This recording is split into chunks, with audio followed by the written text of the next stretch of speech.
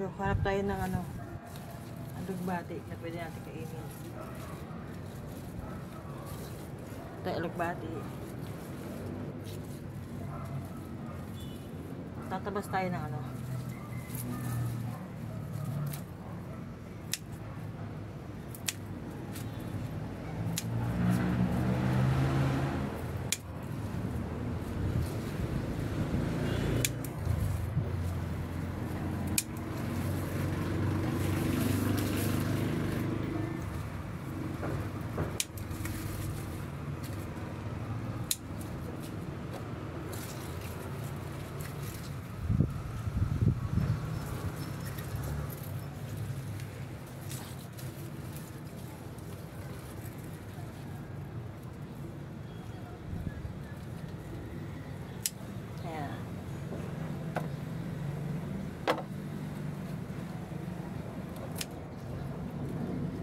Siyempre ito hindi na ito.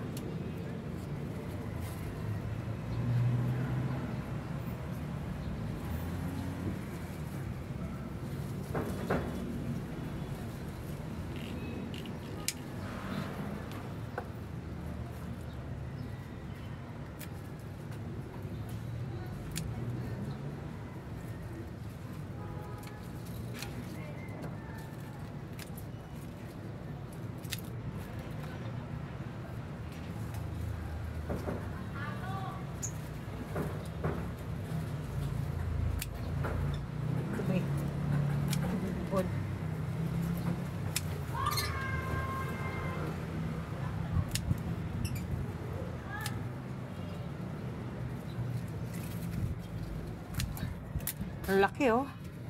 Ang laki. Bigyan natin sa ibon yan para mangat-ngat nila. Laki.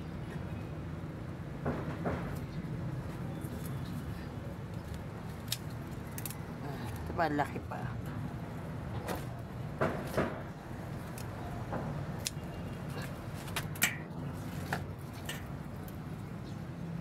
Kung tayo ulo natin, tilapia.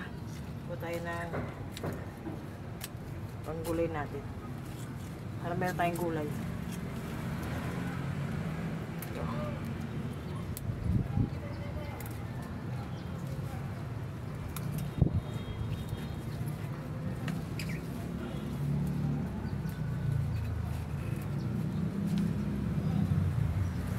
Tayo alugbati sa kanang taluyon.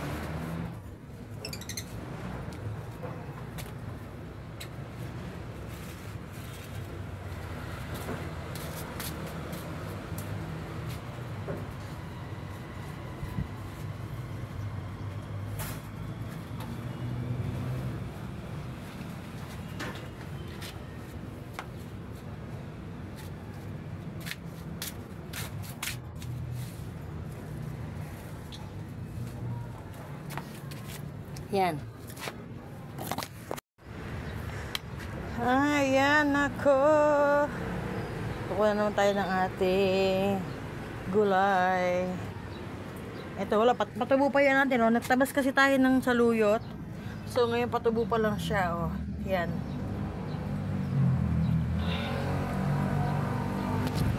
Patubo pa lang yung iba kasi nagtagal na tayo ng mga matatanda.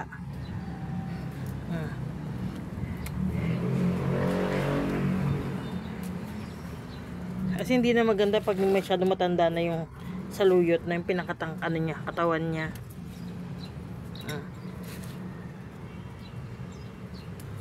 Kaya nagpatubo pa tayo. Mga ilang linggo pa yan bago magtubuan ulit. Ihalo natin sa piritong isda para meron tayong gulay. Kahit magprito, at least may gulay.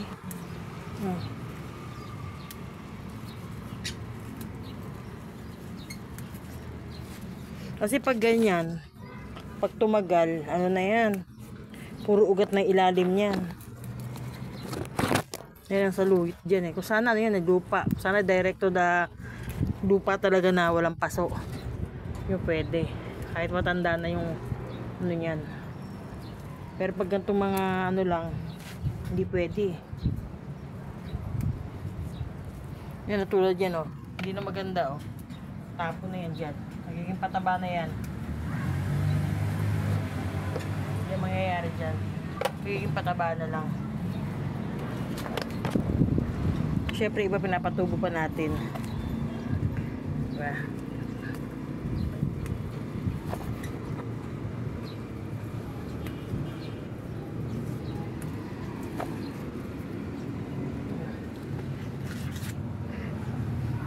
So yung sili natin, lilipat natin yung sili na yan. Siyempre may mga lemon tayo. Gusto ko hinog na hinog ng lemon.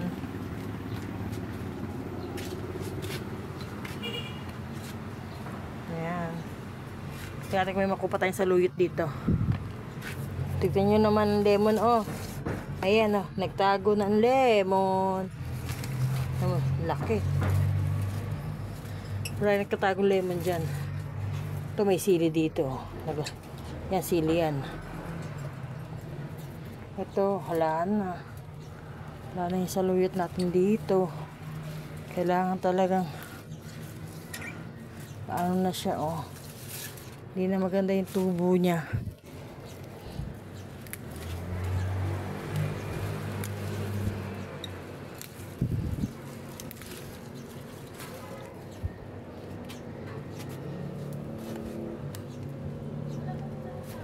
Hindi na maganda. Ayan.